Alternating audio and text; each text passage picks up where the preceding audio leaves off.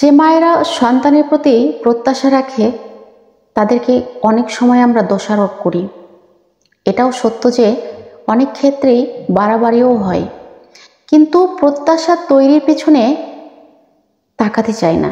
এই প্রত্যাশার পিছনে লুকিয়ে থাকে অতৃপ্তির গল্প।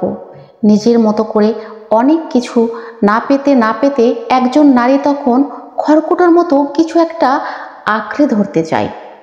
তখন তার হাতে থাকে ওই সন্তানের হাতটাই, যে হাত নিজেও মায়ের আঙ্গুলে নির্ভরতা খুঁজে পায়। কিন্তু বাস্তবতা এটাই যে সন্তানের আঙুলের বাঁধন ধীরে ধীরে হালকা হয়ে আসে, কারণ জীবনের বসন্ত তাকে হাতছানি দিয়ে ডাকে এবং সেও বসন্তের সৌন্দর্যের দিকে ছুটতে চায়।